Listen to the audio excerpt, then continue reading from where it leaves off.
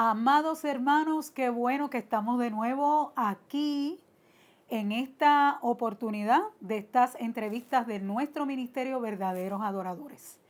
Hacía un tiempito que no nos reuníamos, pero ya el Señor nos ha abierto una puerta y estamos aquí con el pastor Alexis Vázquez.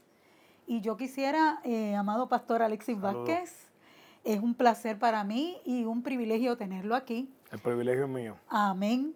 Y yo quisiera que usted hablara un poquito de usted para que nuestros hermanos lo conozcan. Pues gracias por el privilegio, por la invitación. Amén. Es la primera vez que comparto así a nivel, ¿verdad? Mediático público y me hacen una extensión, una invitación y estoy muy honrado. Amén. Básicamente le puedo decir, soy estudiante de psicología. Okay. Estuve estudiando psicología y cerca de el punto donde estaba por graduarme, pues viví ciertas experiencias en mi vida que me fueron llevando al camino del ministerio. Amén. Vengo de una familia donde hay muchos pastores, muchos ministros. Qué chévere. Sí. Y entonces siempre fui criado y perseverado en el Evangelio durante toda mi vida. Amén. Me bauticé a los 12 años en la iglesia Mission Board. Wow. Y en ese proyecto de estar estudiando en la universidad, el Señor comenzó a tratar conmigo y empezó a llamarme al ministerio del pastorado y aquí estamos. Qué lindo, qué lindo. Y yo ahora mismo usted pastorea, el nombre de su iglesia es... La iglesia se llama Iglesia Plenitud y Vida en la calle Betances en Bayamón. Okay. Y por la gracia del Señor llevamos ya algunos 5 años Sí. pastoreando la iglesia. Amén. Me han dicho personas que yo conozco que están allá con usted que de verdad Dios lo usa espectacularmente. La gloria del Señor siempre, es un honor, ¿verdad? Servirle al Señor. También el Señor me ha dado una amada esposa, una amada familia. Amén. Mi mamá, mis hermanos están allí ayudándome. Y tengo mucho apoyo de grandes hombres de Dios. Tenemos un enfoque muy familiar en la iglesia. Okay. Y somos muy bendecidos con el pueblo. Muy bien. Y le pregunto, porque para esta época hemos notado que ha habido como una escasez de conocedores de la escatología, que como usted y yo hablábamos hace un ratito, pues en los 80, los 90, pues habían estos, ¿verdad? Estos congresos de escatología, apocalípticos, sabiendo, ¿verdad? Nosotros que la venida del Señor ya estaba a las puertas. Claro. Y hoy lo está más aún. Sin embargo, hemos notado que hay pocas personas que están envueltas en este mover de Dios que habla sobre los últimos tiempos. Le pregunto, ¿cómo el Señor ha tratado con usted para que usted entre en ese mover de Dios? Yo creo que fueron una combinación de factores. Siempre me ha apasionado la escritura, desde muy joven, desde muy niño. Okay. Como le dije, vengo de una familia donde hay muchos pastores. Mi papá era maestro de escuela bíblica, mis tíos eran ministros. Y recuerdo mucho que me motivase ver a mi papá preparando su clase de estudios bíblicos. Amén. Cuando yo era niño en el comedor, con muchos libros, él haciendo sus bosquejos. Y yo creo que en una ocasión él me compartió un testimonio, que fue el que me marcó a mí mucho. Él me dijo que en un tiempo de ayuno y oración, él lo más que le pedía a Dios y le clamaba a Dios que le diera sabiduría para memorizar escritura, para interpretarla, para poder administrar la palabra de Dios. Y se despertó en mí ese deseo de tener sabiduría. Amén. Y yo recuerdo que yo dije, bueno, pues si papá Dios te contestó a ti, mi papá, ¿verdad? Ese pacto, hizo un pacto contigo. Aleluya. Pues yo dije, yo quiero doble porción. Amén, qué lindo. No, y la realidad es que pues el haber tenido mi mamá toda la vida en el Evangelio, mi papá ser un maestro de escuela bíblica, mis tíos pastores. Wow. Tengo un banco de personas que me alentaron a estudiar la escritura y se convirtió en mi libro favorito. Qué bien. Y entonces, como quizás mi segundo nombre es Daniel, como usted dijo, comencé a estudiar el libro de Daniel, y Daniel es un libro escatológico en el Antiguo Testamento. Aleluya.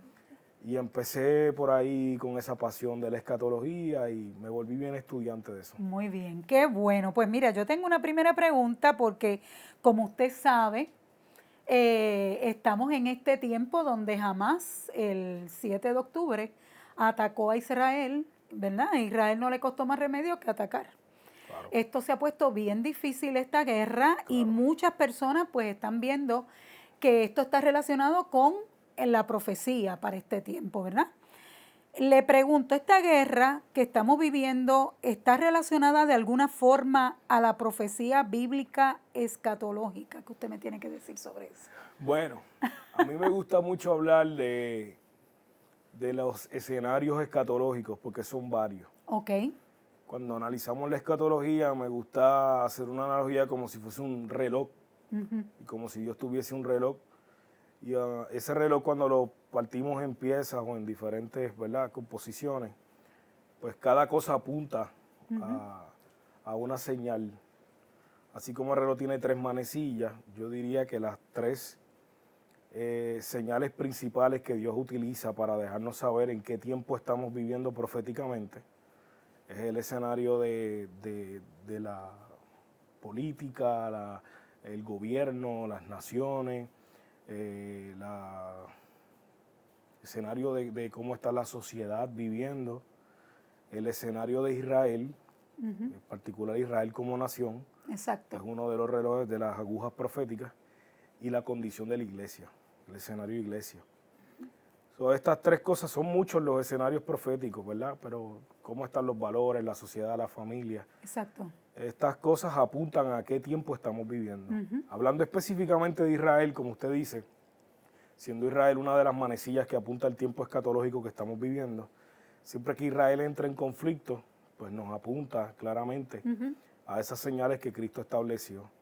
En Mateo capítulo 24, cuando Jesús hablaba con los discípulos tuvieron esa inquietud y le dicen, Señor, déjanos saber qué señales habrá y a qué tiempo estamos de tu venida. Y el Señor comienza a dispensarles 3 temporadas de señales en particular y las divide en 3 tiempos en particular. Ok.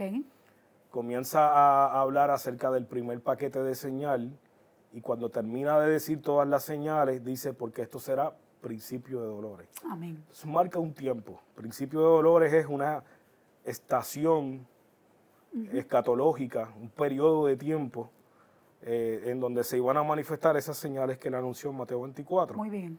Luego de eso pasa a un tiempo de tribulación y entonces comienza a designar cuáles van a ser las señales dentro del periodo de la tribulación. Ok. Y luego de eso pasa el periodo de la gran tribulación y también empieza a determinar cuál es el catalizador que cambia de tribulación a gran tribulación y las señales que vamos a estar viviendo. Muy bien. Dentro de las señales del periodo de dolores de parto, principio de dolores, ¿verdad? Ese principio de dolores dice que habrán guerras, rumores de guerra, que se levantará nación contra nación, pero que aún no era el fin. Exacto. Y empieza a hablar acerca de terremotos en diferentes lugares, empieza a hablar acerca de hambres, pestes, pestilencias como la pandemia que vivimos hace 2 años, 3 años atrás. Y que todavía, ¿verdad?, tiene sus víctimas. Definitivamente no podemos descartar una segunda ola, diferentes mutaciones de este tipo de virus. Exactamente. Ahora mismo hay una frase en Mateo 24 que viene a mi corazón en esta tarde, que Jesús descifra como un refrán que se utilizaba mucho en el tiempo de Jesús y que encierra realmente lo que estamos viviendo. Y él le dice a los discípulos, donde quiera que esté el cuerpo muerto, allí se juntarán las águilas. Aleluya. Entonces, él decía con esto que siempre han habido guerras, siempre han habido pandemias, llevamos una vida, son más de 5.000 años haciéndonos la guerra como seres humanos. Como seres humanos.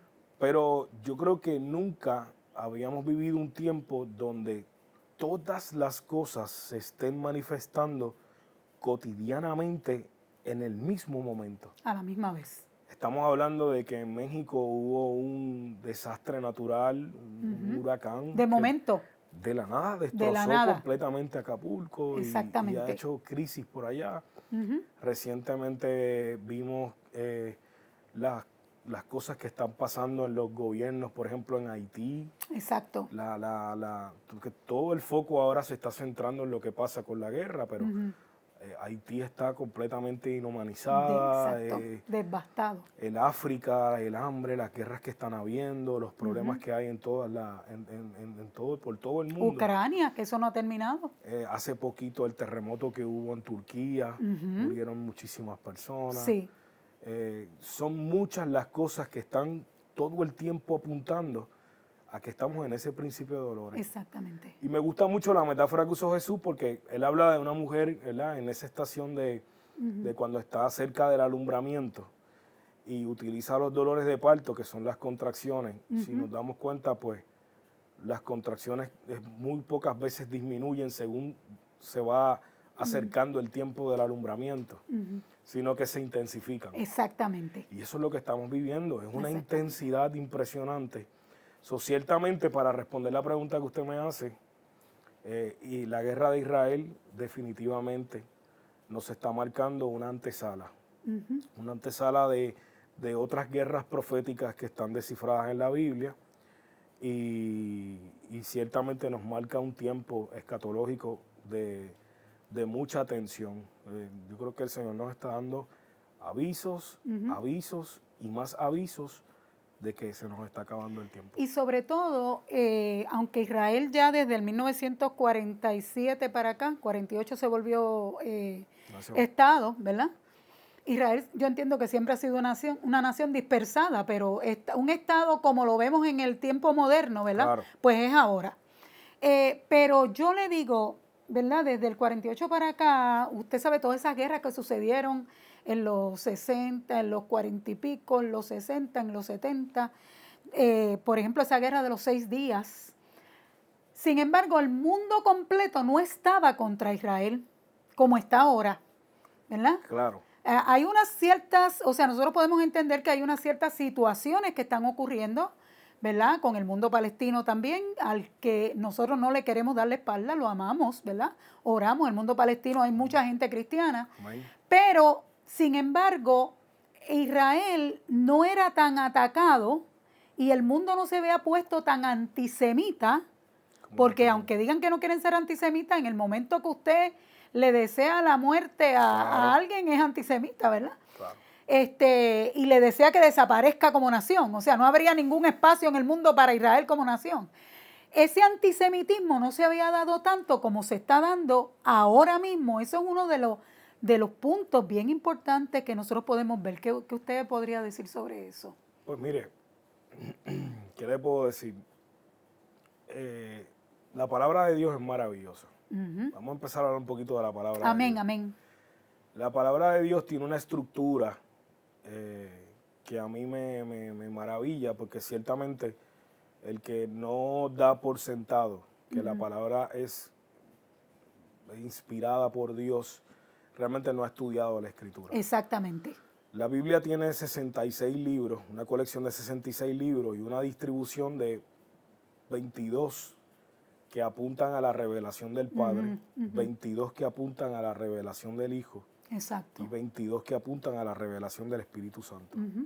Si nosotros agarramos desde el libro de Génesis hasta el libro número 22, que es Isaías, en ese periodo de libros usted ve la revelación del Padre, pero impresionantemente. ¡Wow, qué lindo! Y me impresiona que frene en el libro número 22 en Isaías, porque ningún profeta describió mejor a Jesucristo que Isaías. Exactamente. Cuando usted estudia el Isaías 53, dice, mas él herido fue por nuestras rebeliones, molido por nuestros pecados. El castigo de nuestra paz fue sobre de él, por su llaga fuimos nosotros curados. Eso se escribió 700 años antes de que Cristo estuviese aquí en los días de su carne. Exactamente. Entonces, arranca Isaías describiendo a Jesucristo. Y si usted cuenta 22 libros más, usted va a detenerse en el libro de los Hechos. Y en el libro de los Hechos, en el aposento alto, dice la palabra del Señor que fue derramado el Espíritu Santo. Wow, qué lindo. Sobre toda carne, sobre toda nación. Y aunque todos habían interactuado en todas las partes de los libros, pues vemos ese orden precioso de parte del Señor. Amén. Y el número 22 en la Biblia representa testimonio. 2 veces 2. La Biblia dice que por boca de 2 o 3 testigos Exacto. se establece todo asunto. Tenemos un testimonio del Padre, una revelación de Él, una revelación del Hijo, una revelación del Espíritu Santo en toda su faceta. ¿Qué ocurre con el factor del antisemitismo que está tan rampante, como usted dice, que no se veía como en la Guerra de los 6 días? Exacto. Bueno, yo comienzo a analizar lo que le estoy diciendo y cómo la Biblia se interconecta. Y hay un pasaje de la Escritura que dice, enséñanos a contar nuestros días de tal modo que traigamos al corazón sabiduría. Amén. Y el proverbista decía que es lo que fue, lo mismo que se hará, y no hay nada nuevo debajo del sol. Exacto. Que yo le quiero decir con esto, Vilma, que los ciclos se repiten. Amén. En la palabra de Dios usted va a ver que muchas de las cosas que se dan son cíclicas y las volvemos a vivir. Eso es verdad. Entonces hay profecías que tienen cumplimientos pasados, pero tienen una relevancia de cumplimientos actuales ahora. Okay. O se revuelven a repetir los escenarios. Profecías de doble cumplimiento o de múltiples cumplimientos. Los juicios de Dios se simbolizan en la palabra como una copa. Y las copas pues se van llenando, llenando, ¿Eso llenando, es así? hasta la última gota que derrama la copa. Wow. Y entonces se manifiestan los juicios. Con esto le estoy diciendo que la guerra que vivió Israel en el 66, fíjese que para Israel cada 50 años es un año simbólico y profético. Esta guerra del 7 de octubre ocurrió hace 50 años atrás. Wow. Exactamente el mismo día que ocurrió la guerra que hubo de los 6 días. Wow, qué cosa linda. 50 Terrible. años atrás. Estamos viviendo, lo que vivimos se está repitiendo un ciclo. Es tan marcado esto en la Biblia que cuando, por ejemplo, usted analiza la Escritura, usted va a ver que Dios, cuando va a sacar al pueblo, la entrada del pueblo de Dios a Egipto, la entrada, comenzó con los hermanos de José, vendiéndolo, despojándolo de sus ropas y manchando sus ropas con sangre de cordero. Y allí inicia el periodo de un israelita entrando, como quien dice, aunque no eran todavía un pueblo, simplemente eran una Exactamente, familia. sí, todavía Pero no el era. hijo de Jacob estaba entrando en Egipto porque los hermanos lo estaban vendiendo. Exacto. Y ese periodo inicia con que ellos derramaron la sangre de un cordero, mancharon sus ropas de sangre y le dijeron al papá que había muerto. 450 años después, Dios manda un libertador y cerca de la 10ª plaga, Dios le dice al pueblo, se acabó el tiempo de estar esclavos, es hora de salir, necesitan matar a un cordero y derramar sangre. Wow. Usted ve cómo se repiten, se repiten los ciclos en la marcando palabra. unos tiempos continuamente. Aleluya. Hace 50 años atrás Israel estaba en la guerra de Gog y Magog, 50 años después vuelve a estar en guerra. La diferencia que se está marcando, usted me dice que es ¿por qué el antisemitismo que no vimos tan rampante anterior? Exacto. Bueno, una de las señales que Jesús estableció para dejarnos saber que el tiempo se nos está acabando, y Él le dijo a su pueblo claramente, y seréis aborrecidos de todas las naciones por causa de mi nombre. Wow.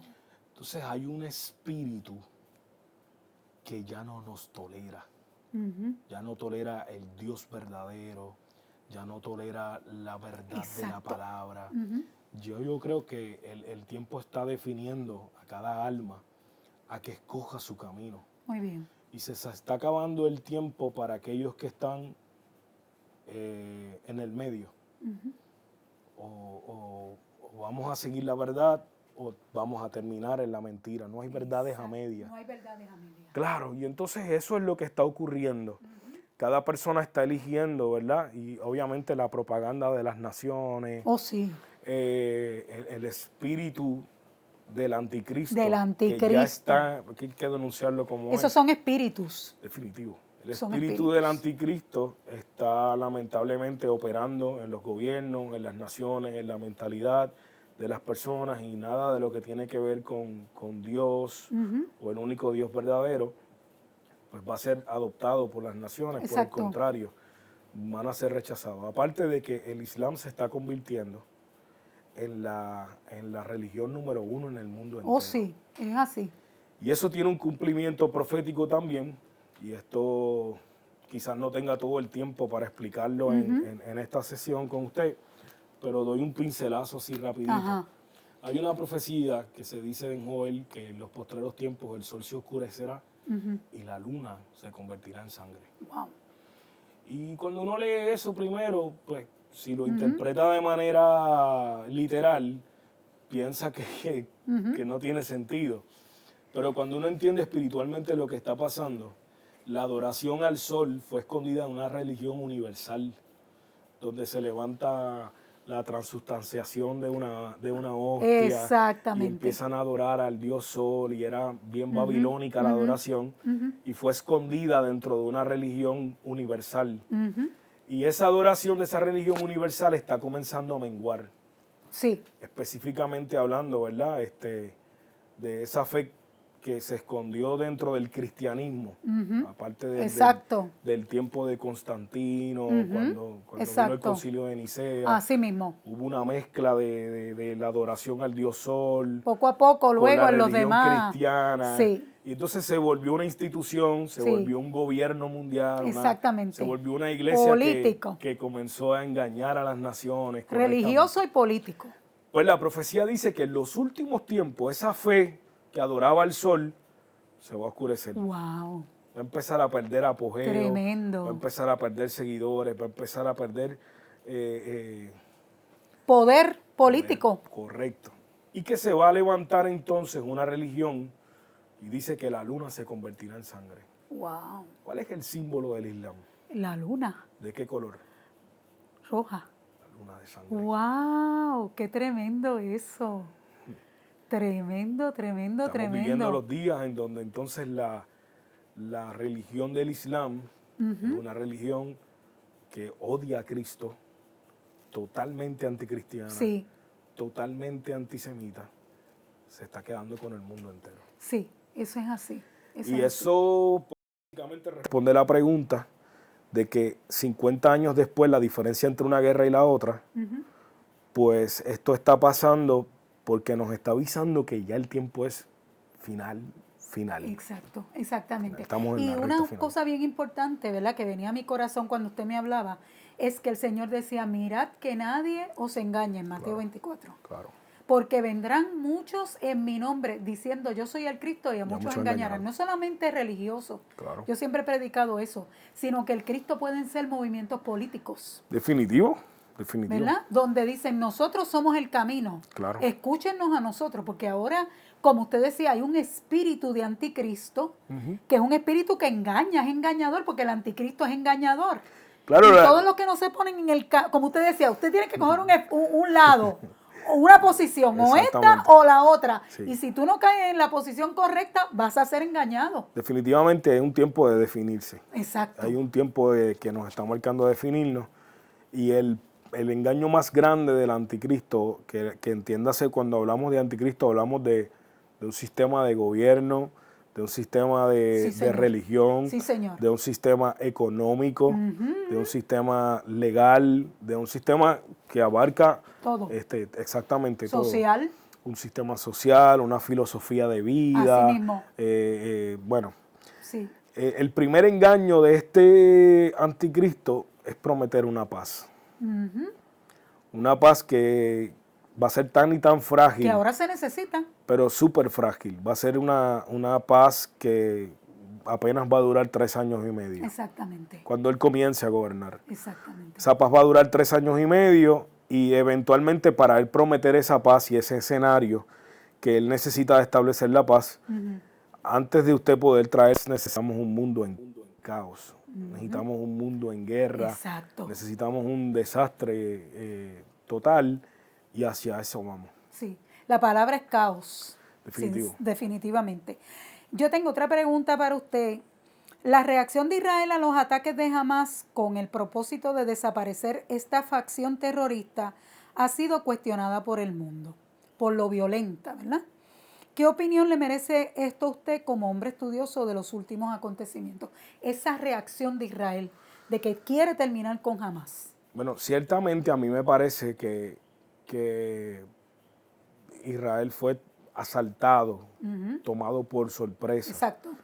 Ellos no se lo vieron venir, no se lo esperaban, y eventualmente pues Israel es una nación que atesora y valora impresionantemente cada alma, cada ciudadano y cada uno de sus, ¿verdad? Miembros de su estado. Exacto. Cada ciudadano, por así decirlo. Al punto que podemos ver la política pública de Israel. Israel ha llegado a intercambiar 1,000 presos terroristas por un soldado israelita. O sea, a 1,000 por uno. Y imagínense, estamos hablando de que secuestraron cerca de 210 a 230 personas secuestradas. Han asesinado cerca de 1,500 ciudadanos en Israel. Estos crímenes que se ejecutaron ese día, el 7 de octubre, son bárbaros, pero una barbarie terrible. Y lo hicieron sabiendo que venían represalias de parte de Israel. Exacto. Era una provocación total. Ellos atacaron por aire, atacaron por mar, atacaron por tierra, dispararon más de 5,000 misiles simultáneamente. Realmente Israel ya entonces sabe que para que esto no vuelva a ocurrir, la única forma de que esto no vuelva a ocurrir es la eliminación por completa de este grupo terrorista Hamás, que es el que tiene más cerca. Pues realmente Israel tiene muchísimos enemigos. Oh, sí. Pero el más cercano que tiene es del gobierno de Hamás. Y yo creo que hay que pelear por la justicia desde la parte, ¿verdad? Porque quiero ser claro con las dispensaciones. Claro, claro. La Biblia nos llama a orar por nuestros enemigos. Amén. La Biblia nos llama amar a nuestros enemigos, orar por ellos. Exactamente. Pero eso es a nosotros que estamos en la luz de la revelación de Cristo. Exactamente, correcto. Israel no ha recibido el alumbramiento de Jesucristo. Así mismo. Israel no pertenece a nuestra dispensación de la gracia. Muy bien, muy bien. ¿Me entiendes? Sí. Como gobierno, el gobierno de Israel tiene una responsabilidad de velar por la seguridad de los suyos, de asegurarse que este problema no vuelva a perpetuarse y tiene que tomar cartas en el asunto. Proféticamente hablando, cuando nosotros estudiamos Isaías 60, hay una profecía que yo creo que es la que está motivando a Netanyahu a él cerrar su carrera política, que está, ¿verdad?, ya entrando a sus periodos finales. Yo entiendo que sí. Y él, yo creo que quiere cumplir esa profecía que está en el Isaías 60, ¿verdad? Quizás pudiera especular. La palabra jamás es una palabra bien particular en el idioma hebreo. Sí, está en la Biblia. Es bíblica, es bíblica. La primera vez que aparece la palabra jamás en la Biblia, precisamente está en el libro de Génesis, en los días del diluvio. Wow. Cerca del tiempo de Noé, la Biblia dice que la tierra se llenó de jamás. De jamás.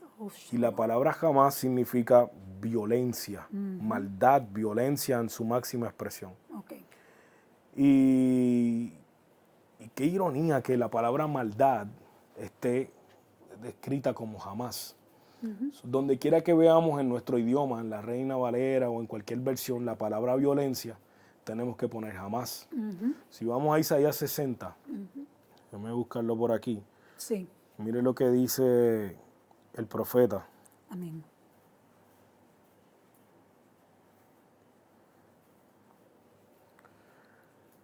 Que hay algunas porciones también que dice que la tierra se llenó de violencia. Correcto. Ese está en el libro de Génesis, correcto. Pues en esta profecía dice en el versículo, levántate Jerusalén, que brille tu luz para que todos la vean y se resplandezca. Y si vamos adelantando todo lo que viene diciendo, ¿verdad? Para no consumir mucho tiempo. Exacto. dice, nunca más se hallará en tu nación jamás. Wow. Nunca más se hallará más en tu nación jamás. Tremendo. Y Dios prometiéndole, ¿verdad? En el reino, que nunca más vivirían ese tipo de violencia. De violencia. Yo creo que la motivación de Netanyahu y del pueblo es decir, mira, esto no nos puede volver a pasar. Y la única manera de que no nos pueda volver a pasar es que erradiquemos por completo la facción terrorista de Hamas. El problema, claro está, que ellos pues se le han hecho muy complicado a Israel. Se esconden detrás de civiles. Sí. Utilizan puntos estratégicos como hospitales, como guarderías de niños para esconder su armamento y disparar detrás de niños. Usan civiles como escudos humanos. Y han hecho los túneles en los lugares donde la gente reside. Volvemos a lo mismo. Yo le hablaba de las dificultades del pueblo de Israel y cómo son cíclicas. En una ocasión Israel tuvo que librar una batalla con Jericó. Y cuenta el relato bíblico que la ciudad era inexpugnable. Los muros lo hacían imposible de ser penetrada. Ellos tuvieron que rodear la ciudad y comenzar a dar vueltas y vueltas hasta que los muros cayeron. En esta ocasión tenemos a Israel rodeando la ciudad de Gaza y en esta ocasión no hay muros altos, están debajo de la tierra.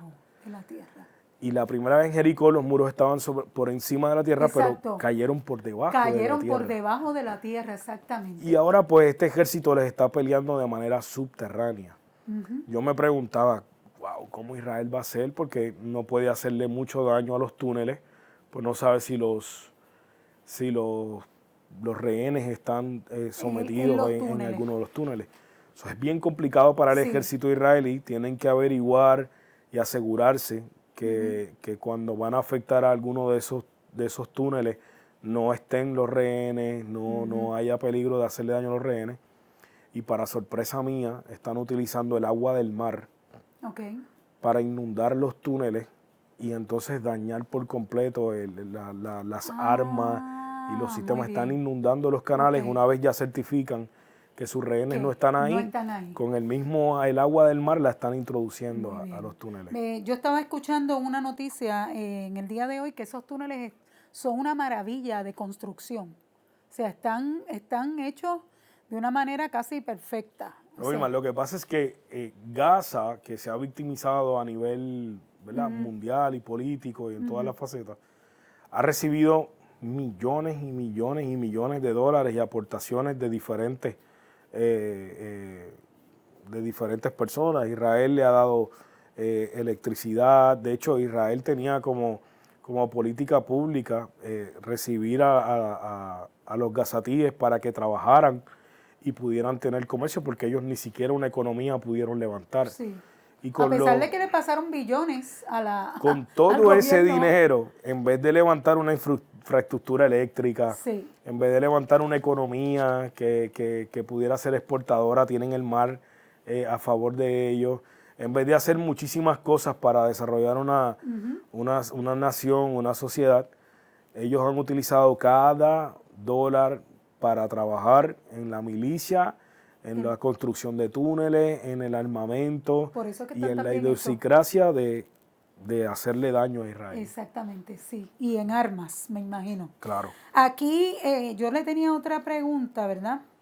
Esta acción de Israel de alguna forma nos recuerda al Israel del Antiguo Testamento que luchaba por su territorio y Dios lo enviaba a terminar con todos los habitantes.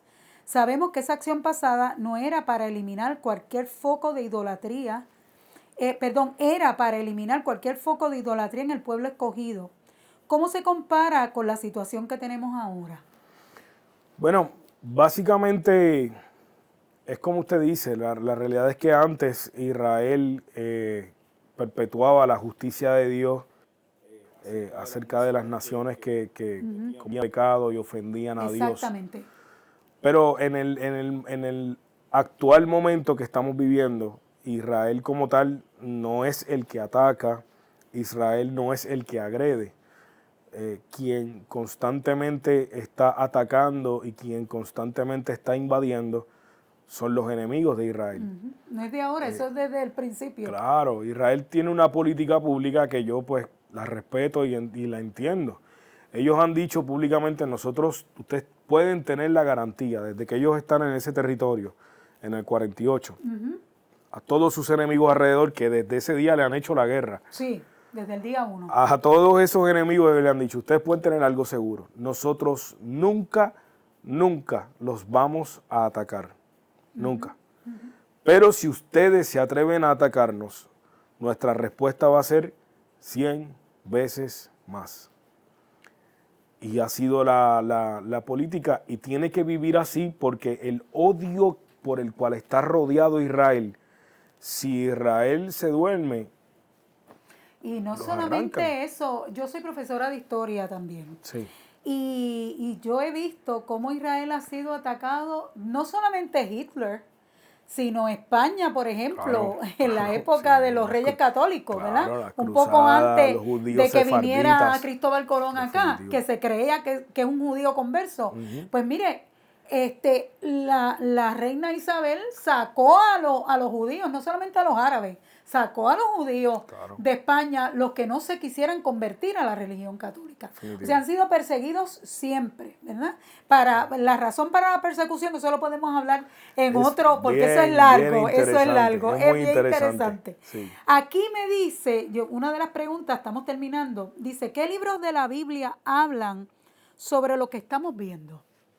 ¿Qué libros? Ajá. ¡Wow! Abuelo de pájaro.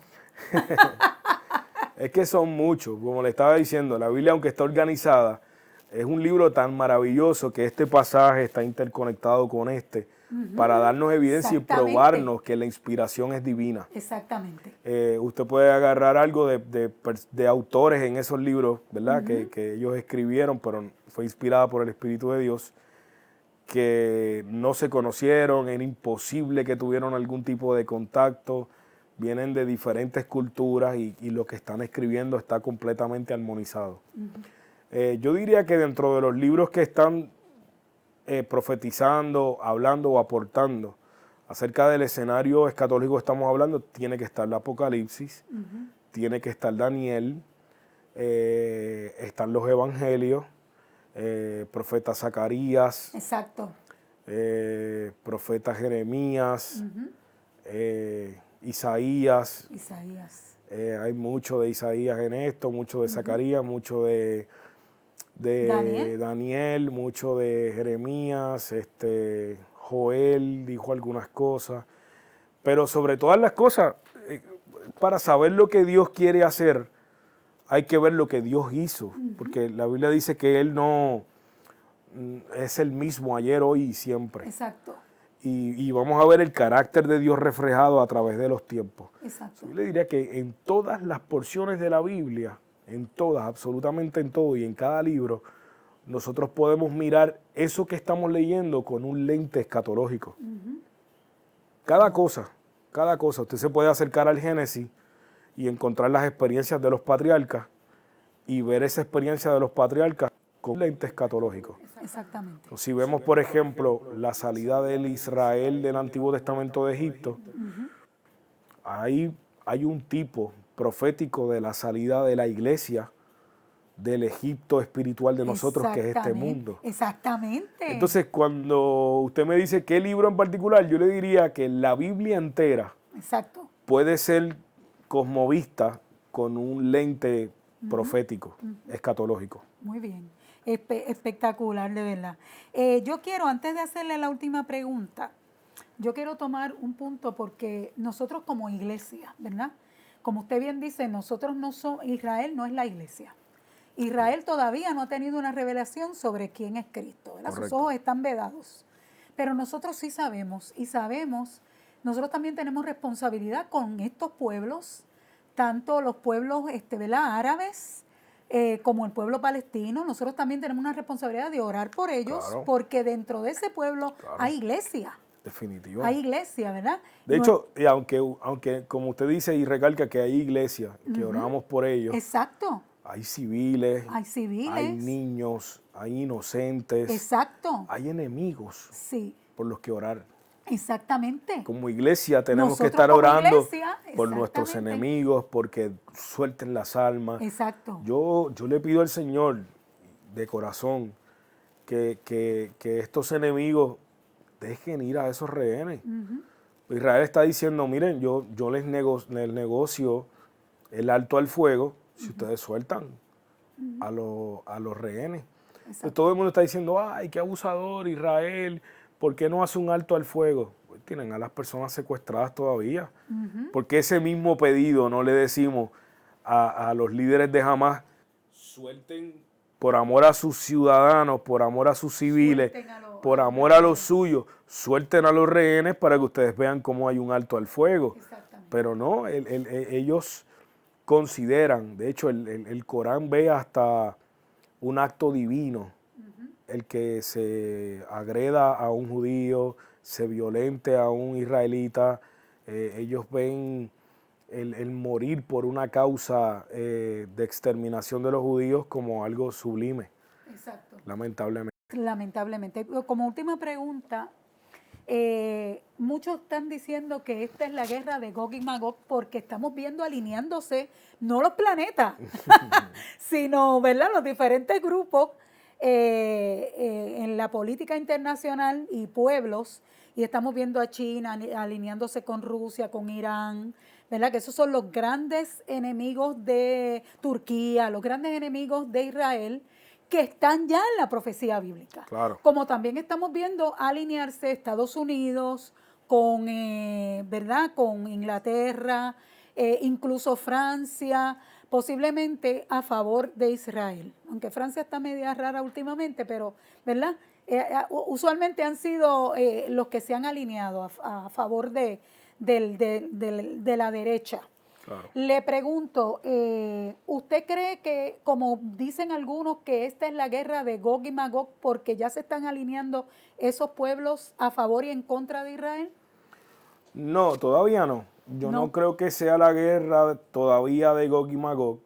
Sí, por ejemplo, si pudiéramos ver qué es lo que está pasando proféticamente en la Biblia, yo pudiera dirigir a nuestros escuchas a que lean el Salmo 83. Ok, eso es bien importante. En el Salmo 83 se describe mucho y hay un escenario bien parecido a la antesala de la guerra de Gog y Magog. Muy bien. A mí me gustaría atreverme a decir, ¿verdad?, siempre con algún carácter de que pudiera equivocarme, no lo sabemos todo, claro. no somos...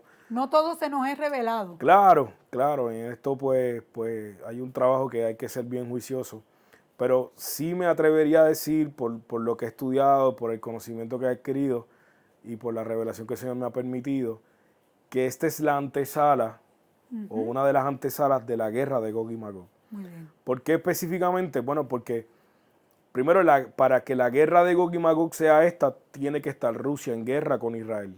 Y no está en guerra con Israel, está en guerra con Ucrania. Exacto. Para que esta sea la guerra de Gog y Magog, tiene que entrar, bueno, la Biblia dice que va a traer a Cus, que Sudán, va a traer a Fud, va a traer a, que los términos cambian en la actualidad. Sí, en la Pero actualidad. estamos hablando de Libia, Ajá. estamos hablando de... Que todavía no están ahí, no están en No, todavía no están, pero sí ya están. Es como, volvemos a los ciclos. Ajá. Volvemos a los ciclos. El enemigo número uno de los filisteos, que es Palestina, fue Sansón.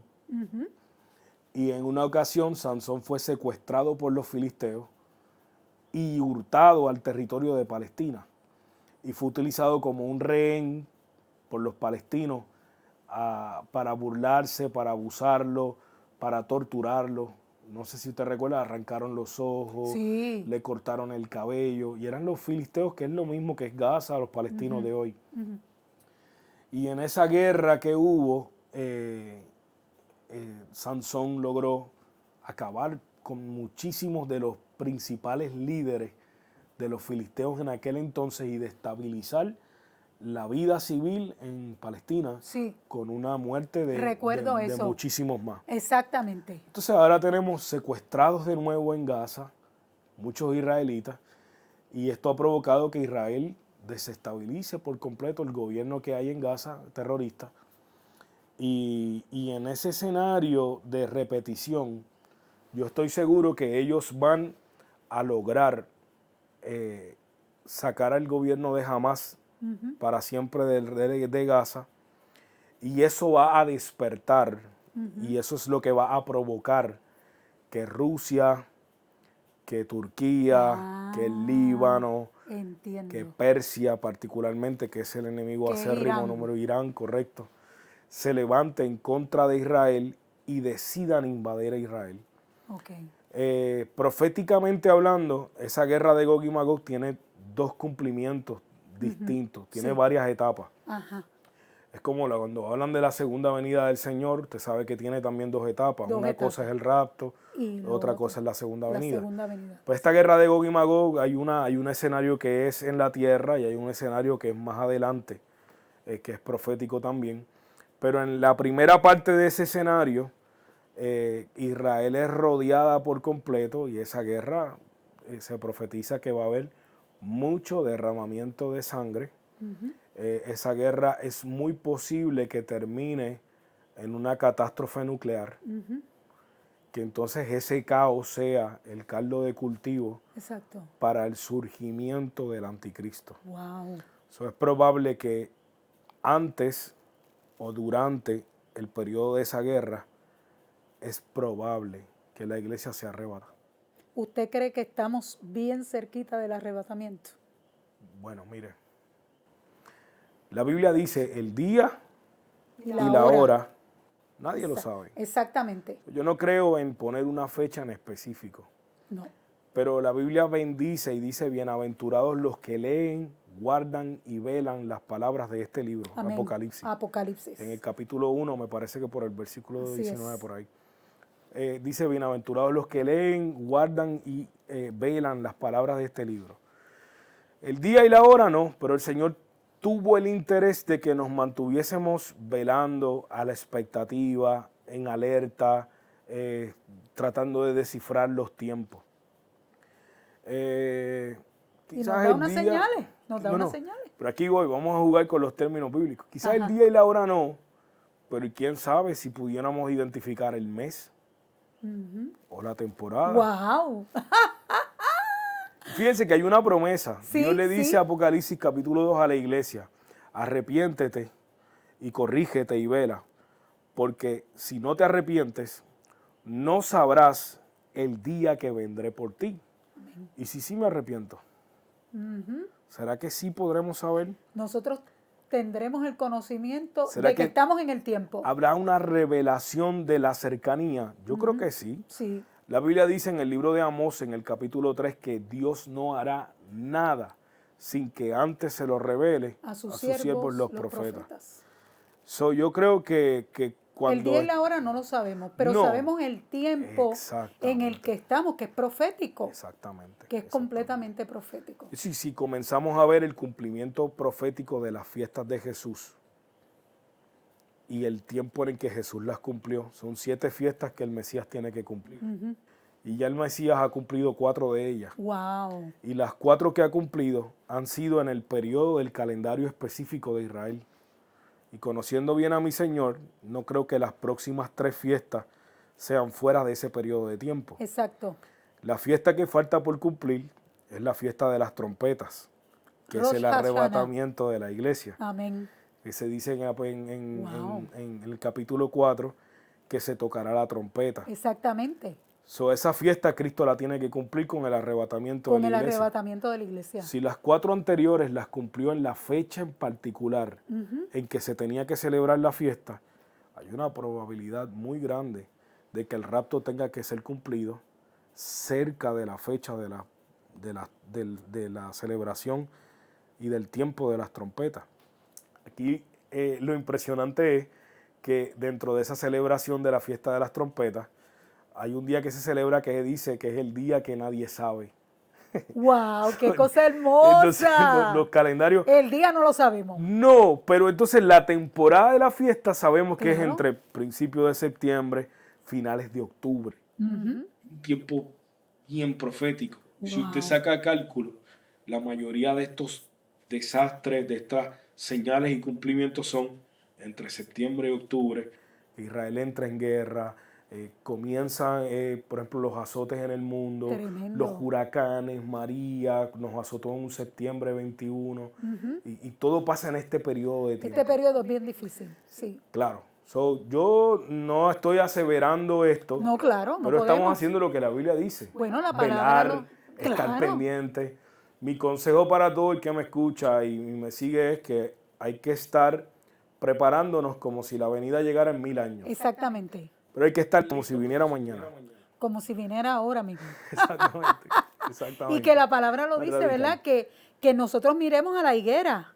A la higuera. Cuando se acerca, ¿verdad?, el verano, pues, y vemos las primeras ramitas, pues sabemos que está cerca. Jugando a con las eso que puertas. usted dice, jugando con eso que usted dice, me imagino que ya para cerrar, Jesucristo da esa profecía y dice, de cierto yo les digo, que cuando ustedes vean eso de la higuera, no pasará esa generación Sin que antes. sin que todo esto acontezca. Así mismo. O sea, hay que calcular cuánto tiempo es una generación bíblica. La Biblia dice que la vida del hombre está entre 70 Y 80. 80 años, los más robustos. Más o menos el periodo de una generación está entre 70 y 80 años. Israel tiene 75 años. 75 años. Hay una agenda 2030. Así mismo. Estamos en el 2023. Israel tiene 75 años. Y yo digo que yo puedo añadirle a los 80, 81, 82, 83. Estamos en los 80. Puede ser, pero cuando usted analiza, porque hay que quitar el periodo de la tribulación. Exacto, que son 7 años. Para marcar el arrebatamiento hay que quitar el periodo de la tribulación. Ah, ¿verdad? ¡Wow! Entonces, no había pensado en eso. Eso es un punto bien importante. Claro, o sea que se entonces, acorta más todavía 7 años. la venida del Señor. 7 años. Tremendo. Pastor, ha sido un placer Encantado. haberlo tenido. De verdad, Encantado. yo estaba loca por hablar con usted. Encantado. Y amados, esta es la primera de otras series de entrevistas que tendremos. Volveremos a traer a nuestro amado Pastor Alexis porque hay otros temas que tenemos que trabajar con usted. Eso de la fiesta está espectacular. Gracias. Así que este ha sido su ministerio Verdaderos Adoradores, Dios les bendiga. su hermana Vilma Pizarro, el Pastor Alexis, y le damos las extremas gracias, amado, por Dios les haber bendiga. estado con nosotros. Dios les bendiga y Dios les guarde. Muchas gracias.